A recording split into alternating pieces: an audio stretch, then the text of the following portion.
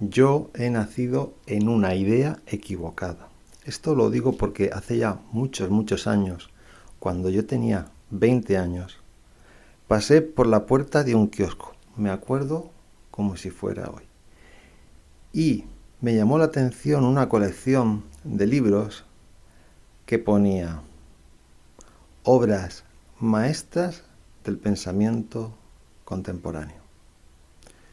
Pues bien, compré una y me encantó tanto que empecé, iba por fascículos, cada semana iban sacando unos cuantos y me los fui coleccionando y leyendo. Todavía creo que se pueden comprar de segunda mano, no sé si hay reediciones de estas obras, porque luego he visto que se ha reeditado. Yo lo compré en, en tapa blanda, en un color así granate, pero luego me he dado cuenta que lo han editado en tapa dura y, en fin, puede ser que incluso hoy en día todavía esté publicándose, no sé. Pues bien, estas obras, estos libritos que hablaron de filosofía, de historia, de biología, hablaban de muchas cosas, tengo que reconocer que me atraparon. Eh, el tema del conocimiento, de conocer y conocer, es una cosa que apasiona, porque en principio da placer. Hay otro librito que se llama Leviatán, de un tal Thomas Hobbes, que él, a pesar de que fue un hombre pues famoso en su época, que tuvo muchas amantes, que tuvo acceso a comidas variadas y a todo tipo de placeres, a pesar de todo esto, él llega a decir aquí en el libro este del Leviatán que el conocimiento, que la razón, que la capacidad intelectual da incluso más placer que comer y el sexo. Y es curioso, pero es que el hecho de conocer da placer. Y el problema es cuando los placeres, cuando un solo placer abunda mucho. Digo que yo nací en una idea equivocada porque a base de avanzar y avanzar en el conocer y conocer, me he dado cuenta que se convierte en una adicción y en una fuente grandísima de sufrimiento. Pero esto ya nos viene desde Platón.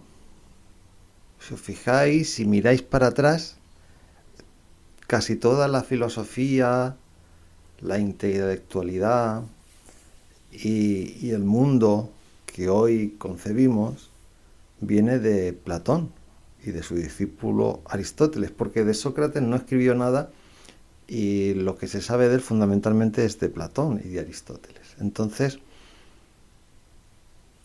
tenemos a Platón y Aristóteles.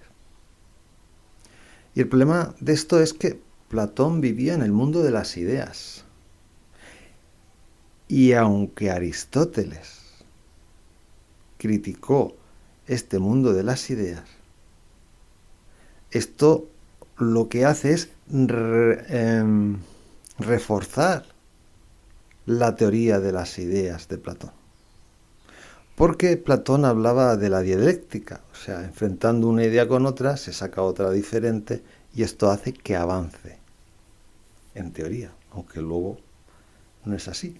Pero nosotros, toda la filosofía, intelectualidad y la configuración de nuestro mundo occidental, ya sea influido por el cristianismo o por los musulmanes, da igual porque en la base del cristianismo está Platón y Aristóteles y en la base del mundo islámico, su base teórica está fundamentada en Platón y Aristóteles también. Esto lo podéis investigar. O sea que cristianismo y mundo musulmán comulgan en las bases filosóficas de Platón y Aristóteles.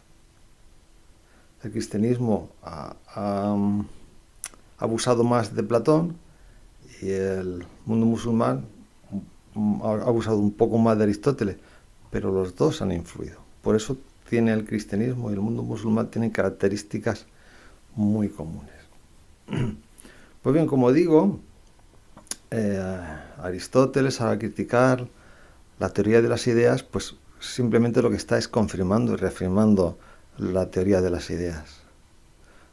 Porque aunque Aristóteles diga que no son las ideas que tienen identidad propia y todo esto, Aristóteles se basa todo su sistema en razonar y en razonar. Aristóteles no tenía nada de científico, pero nada. De hecho, Aristóteles fue un atraso para la ciencia junto con Platón. Por mucho que estudiara los animales y la vida natural, porque lo estudiaba desde la razón. Él mismo en el libro de los animales dicen que las mujeres tienen menos dientes que los hombres. Cuando simplemente contándolos se hubiera dado cuenta de su error.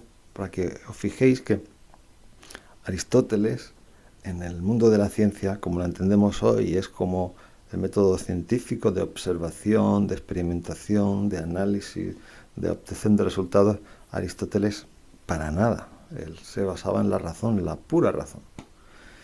Bien, pues, si os dais cuenta, a la hora de estudiar en los institutos, en las universidades, las bases del mundo griego de la filosofía están ahí. O sea, había miles de filósofos, o de pensadores, o de lo que quieras, porque la palabra filósofo viene fundamentalmente de Platón, lo que conocemos de filosofía. Si tenemos que hablar de filosofía, hablamos de Platón, Aristóteles y todos los demás. Hay que diferenciar entre la filosofía y el humanismo. El humanismo es el que busca el bien del ser humano, y la filosofía es la que busca el bien de las ideas. Por eso toda la filosofía nos remite siempre a Platón. Hay autores que dicen que toda la filosofía actual es simplemente una anotación a renglón seguido de lo que escribió Platón y Aristóteles. Y es así. Porque la filosofía en principio no busca el bien del ser humano, busca el bien de las ideas. Entendiendo que cuando accedemos a esas ideas, el ser humano va a llegar a la plenitud. Y por lo tanto, lo que en conjunto se entiende de la obra de Platón, aunque algunos digan que no es así, porque en el banquete se habla de amor y no sé qué, pero en el conjunto de la obra de Platón podemos entender que el cuerpo es un impedimento para llegar al mundo de las ideas, ya que los sentidos, las pasiones, todas estas cosas que se ven como negativas en Platón y Aristóteles, nos impiden acceder al mundo puro y esencial de las ideas. Esto pasó al cristianismo a través de San Agustín, identificando ese mundo fabuloso de las ideas con Dios al cual tenemos que llegar, y por lo tanto tenemos que renunciar a todas las satisfacciones, gozos que nos da el cuerpo, ya sea la comida, el sexo, todas esas cosas. Y eso nos llega hasta hoy. Si leéis las confesiones de San Agustín, que es un librito que escribió él, veréis la lucha que San Agustín tiene contra su propio cuerpo para llegar al mundo de las ideas, al mundo divino, al mundo de Dios. Muy bien, todas estas pajas mentales nos llenan hoy en día. Estamos inundados de estas ideas. Por eso, hoy en día, por ejemplo, todo lo que tenga que ver con el sexo es un problema. Si eres bisexual, si eres transexual, si eres homosexual, si eres prostituta, si eres prostituto, si tienes parejas múltiples, eso es un problema, se ve como un problema. Hasta tal punto que en España, nuestra ley, hoy han sacado una ley que prohíbe el ejercicio de la prostitución. Claro, lo adornan con la trata de personas, tal, pero que no tiene nada que ver. Una cosa es la prostitución libre entre adultos con consentimiento y otra cosa es la trata, que ya hay sus leyes específicas que la penalizan.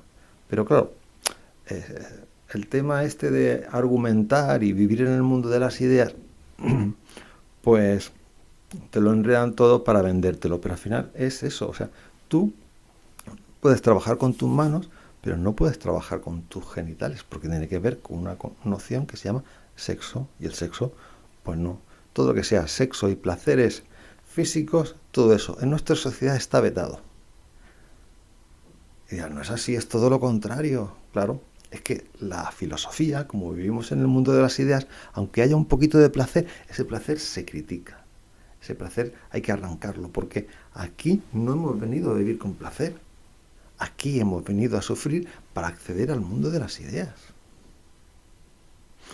Y si os fijáis en todos los filósofos, que se llamen filósofos, ya sea Platón, Aristóteles ya en su Problemata XXX habla de que todos los grandes hombres son melancólicos, y es que tienen que ser melancólicos, tristes, angustiados. Y esto se confirma en todos los filósofos de la Edad Media que acabaron siendo teólogos, y luego cuando la filosofía se desliga de la religión con Kant y todas estas personas, pues Kant, Hegel, Schopenhauer, Nietzsche, Hegel, Heidegger, Deleuze, todas estas personas sufrieron muchísimo. ¿Por qué? Porque vivían en el mundo de las ideas, en el mundo ideal, pero nada tenía que ver eso con la realidad. Y disfrutar y vivir con placer, eso es algo mediocre. Lo que hay que hacer es esforzarse, trabajar, sufrir por el mundo de las ideas. Y Marx dejó morir de hambre y frío a su mujer y a sus hijos, y él mismo se destrozó la salud, y Nietzsche se destrozó su vida a base de opio y angustias, a pesar de que fue un niño feliz y amado por todos. Se aisló con la filosofía, creyendo que él iba a cambiar a la humanidad y que le iba a dar la vuelta a la moral. Los filósofos, al vivir en el mundo de las ideas, destrozan su vida, y sus pensamientos nos llegan hasta hoy y destrozan nuestra vida. ¿O acaso creéis que es casualidad que trabajemos 5 días en trabajos que detestamos para comprar cosas que no necesitamos? Esto, si lo miramos fríamente, es totalmente absurdo, pero corresponde a esa filosofía platónica aristotélica de que hay que esforzarse al máximo para conseguir no sé qué cosa, y de esta manera llegar a la plenitud. En el caso concreto, todas estas ideas hoy se hacen patentes en el mundo de la economía. Porque el capitalismo, que es una forma de ver la economía, es fruto de la filosofía, concretamente de Adam Smith y de Hume. Y el comunismo, que es una forma también de ver la economía, está basado en Hegel y en Carlos Marx. El comunismo. La lucha de contrarios, la lucha de clases. Entonces, lo que ocurre con todo esto es que, aunque no nos demos cuenta, vivimos en el mundo del conocer y de las ideas. Y este mundo hace que nos olvidemos de nuestro cuerpo, de nuestros sentidos, de la estética, que la hemos convertido en arte, o sea, deformando la estética a través del mundo de las ideas. Y nos alejamos de nuestro entorno, de nuestro yo, de percibir al otro, del apego que tenemos con la creación y con nosotros mismos, de lo agradable de vivir, de experimentar desde nuestros sentimientos, de captar el movimiento de las cosas y disfrutar de él. O sea, por vivir en el mundo de las ideas, nos estamos perdiendo muchísimas cosas. Y esto, sobre todo, lo están sufriendo aquella gente que estudia. Yo afortunadamente tuve la suerte de no estudiar. Yo estudié LGB y luego... Pero hay gente que se lo meten en la guardería a los 3 años y sale del sistema educativo a los 23. Está 20 años ahí machacado en el mundo de las ideas. Claro, luego cuando sale, de este mundo de las ideas, pues la sociedad le premia y le dan un trabajo que se remunera muy bien. ¿Pero a cambio de qué? A cambio de haber destrozado su mente y de haberlo convertido en un muerto viviente que es incapaz de disfrutar de sus sentidos y de lo agradable de la vida. Y claro, con todo ese dinero que gana, lo tendrá que invertir en psicólogos para intentar aliviar un poco esa angustia existencial que tiene y que no sabe por qué es. Pero es simplemente porque vive en ideas equivocadas. Y claro, yo tuve la fortuna de no estudiar, pero tuve la desafortuna o la infortuna o el infortunio o la poca fortuna o la desgracia de toparme con estos libros y engancharme el conocimiento con su hechizo. Y he leído muchísima filosofía los últimos años de forma compulsiva y me dando cuenta, gracias a leer también la vida de los grandes filósofos, que fueron todos a unos amargados literalmente, pues a través de leer la vida de esta gente, digo, es que esta gente está mal, y ellos mismos dicen que está mal. Y hay gente que se suicida y filósofos que incluso argumentan el suicidio como la única forma posible de salir de esta fuerza de la voluntad que nos atrapa. En fin, muchas tonterías que son más que tonterías, son aberraciones que acaban con la felicidad o la alegría o el gozo de la gente y los matan en vida con tristeza y angustia y algunos hasta se suicidan. Así es. Bien, pues no sé, yo ya tengo una edad, pero afortunadamente me he dado cuenta de que vivo en un pensamiento equivocado. Y, porque he nacido en esta sociedad y esta sociedad está toda impregnada, contaminada, llena de este pensamiento equivocado. Y yo he sufrido y sigo sufriendo porque estoy intentando liberarme de esta espiral de conocer y conocer que provoca tanta angustia. Pero que este conocimiento, si bien el mundo de las ideas fue el mundo primero del conocimiento, luego poco a poco, como los filósofos y pensadores se daban cuenta de que esto provocaba un montón de angustia, dice, bueno, pues cogemos y para liberarnos un poco de esta angustia, ¿qué hacemos? Y se inventaron cosas como la fama, es decir, los likes que tenemos o los me gusta, pues anteriormente eran pues los famosos, destacaban en cualquier cosa, pues la fama era una forma de consolar esta angustia o ganar. El tema del deporte hoy lo tenemos clarísimo y tenemos aquellos que juegan y ganan y aquellos que jalean a los que ganan, pero se sienten que no, ellos han ganado cuando no han ganado nada, porque por mucho que tú jalees sentado en un sofá diciendo hemos ganado un equipo que está ahí, ¿veis? Vivimos en el mundo del absurdo de las ideas. O sea, la gente dice, yo soy del Madrid y hemos ganado. O sea, ¿tú has ganado qué? ¿Que tú eres del qué? O sea, ¿cuándo has estado tú en un estadio de fútbol a ganar algo? Y dice, no, hemos ganado. ¿Os dais cuenta? Vivimos en el mundo de las ideas.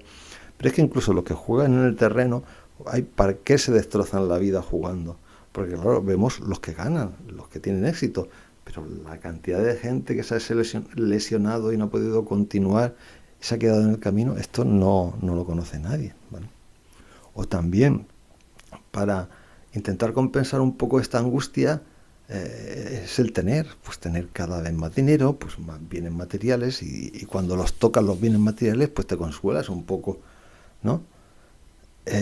O el arte es una aberración para el ser humano, porque transforma el dolor en forma de música melancólica que se nos mete dentro de nuestra alma y nos hace más melancólicos y más tristes todavía. Los artistas también son todos grandes amargados, que nos transmiten, pues, amargura, tristeza, soledad. Le hace cualquier poesía, le hace escúchese las canciones o veamos películas. Son dramas todo, casi todo. De hecho, el teatro esto se llama dramaturgo. O sea, no se llama gozoturgo, no, se llama dramaturgo. El arte de lo dramático. Cuando debería ser el gozoturbo o gozoturmo, en el sentido de que lo que habría que propiciar es el gozo, la dicha, el placer, o placeturgo. En fin, no, pero es dramaturgo. El arte del drama, del sufrimiento, de la angustia, del sufrimiento, de la tristeza, de la melancolía.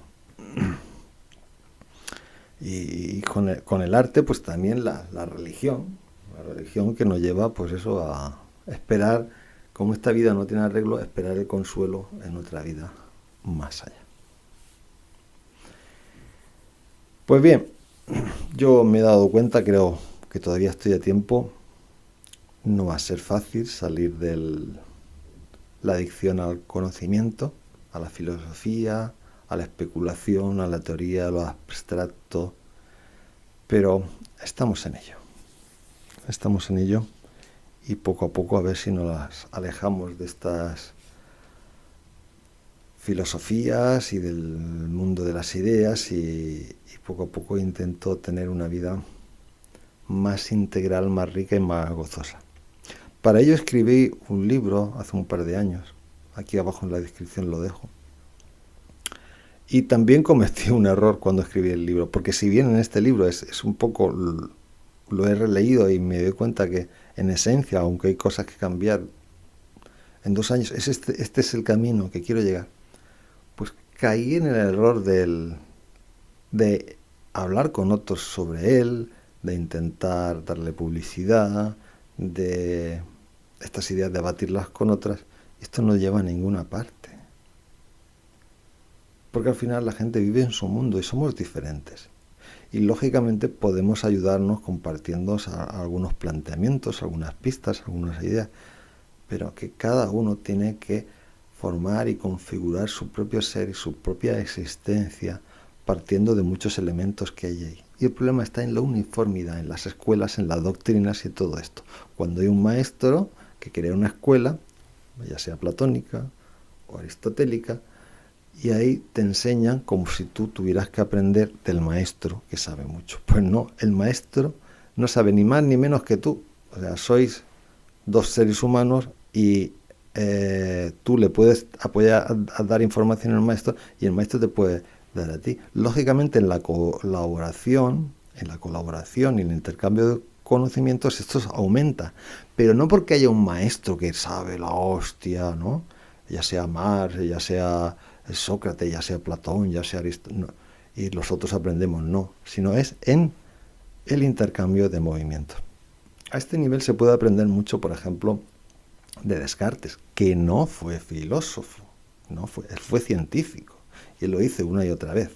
Dice 2 cosas fundamentales. Uno, que el camino que yo he seguido es enteramente mío y que no quiero que nadie lo siga. Eso lo repite él una otra vez en sus libros y en sus cartas. Y 2, que quiere dedicar el resto de su vida pues a la medicina, a la ciencia y a investigar cosas para mejorar al ser humano. Pero el filósofo no fue filósofo, él mismo. Hay filósofos que le dijeron que no era filósofo. Thomas Hobbes, por ejemplo, decía que él no era filósofo. Y efectivamente no es filósofo, porque no hace argumentaciones filosóficas ni tratados, ni siquiera va citando a los filósofos antiguos, ni siquiera se dedica a rebatir el platonismo o el aristotelismo, simplemente se aleja de él. Lo único que él escribió una obrita pequeñísima que se llama Meditaciones Metafísicas y la gente le ha dado una importancia tremenda. Pero él, después de escribir estas pocas páginas, que la escribió en unos días, como él dice, porque él en esta obra de Meditaciones Metafísicas empieza diciendo que no podemos diferenciar entre el sueño y la realidad, y acaba la obra diciendo hace unos días pasados, o sea que la escribió en unos días, dije que no se puede discernir o saber si estamos durmiendo o despiertos. Me equivoqué. Y simplemente ni siquiera se toma la molestia de corregir lo que dijo erróneo al principio. Simplemente se da cuenta que es un error, ¡pum!, finaliza su obra y la deja ahí. Y luego la gente empezó a darle importancia, la criticó, pues él argumentó un poco por inercia, pero que René Descartes no se dedicó a razonar o a elucubrar, no era un filósofo.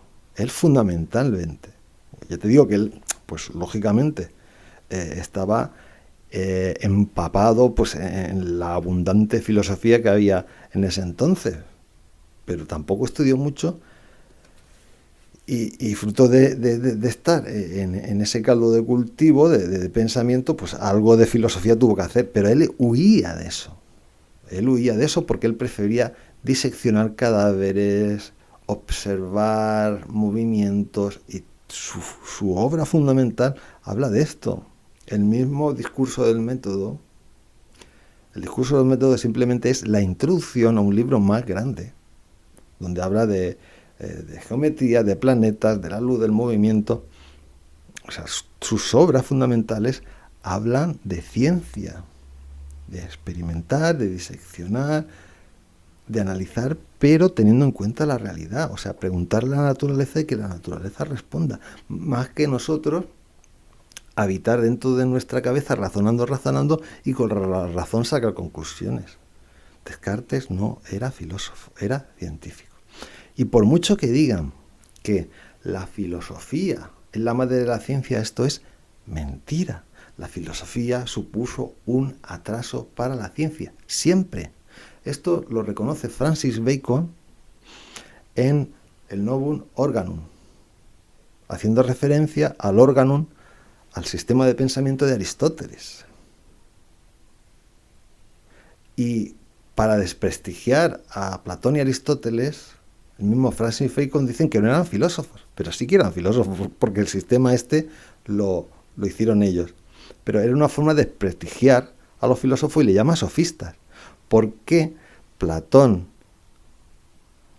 arremetió contra los sofistas, que eran los humanistas, entendiendo que la razón era lo fundamental?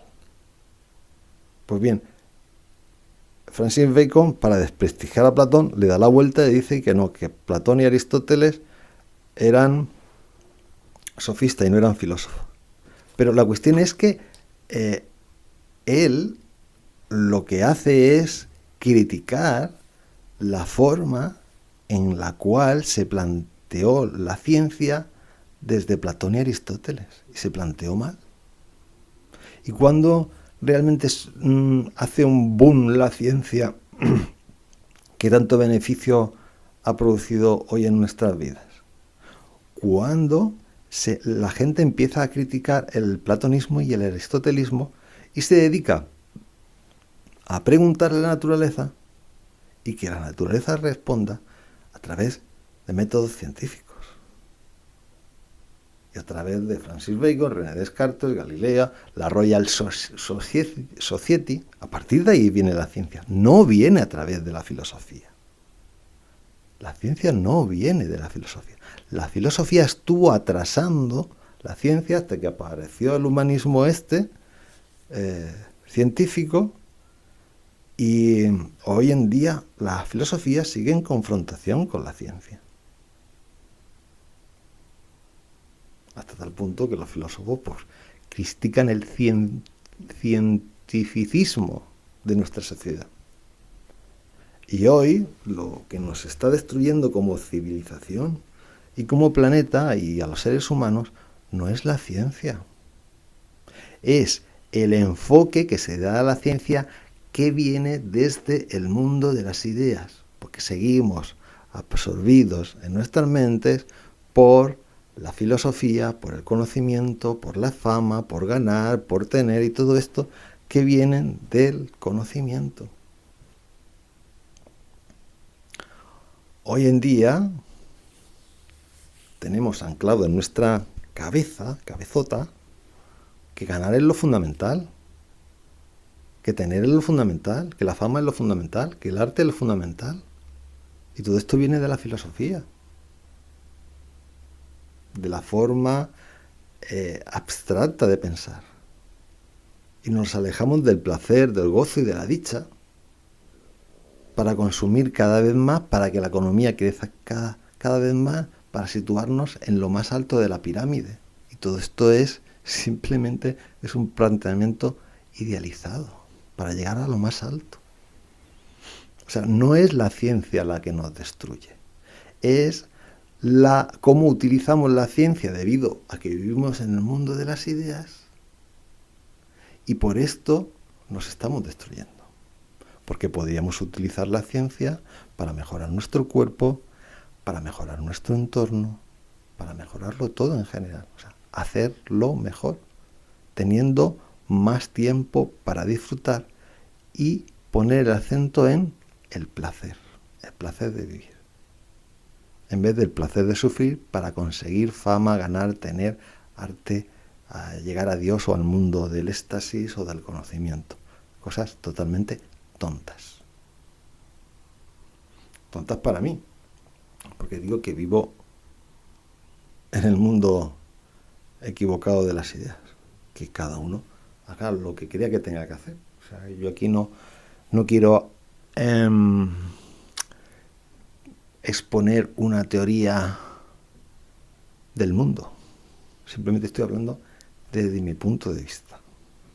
Esto quiero que quede bien claro y lo remarco. Cuando yo hablo de todo esto, hablo desde una posición personal, no desde una visión global del mundo. Porque si hablara de una visión global del mundo, estaría cayendo en el mundo de las ideas, del absolutismo, del totalitarismo. Y quiero alejarme de todo eso. Simplemente planteo lo que a mí me viene bien. Y yo lo que voy observando, que a mí lo que me viene bien es aumentar el placer al máximo y disminuir el dolor todo lo que pueda. Esto para mí es lo fundamental. Así que nada, que cada uno vea su propio camino. Buenas tardes y buena suerte.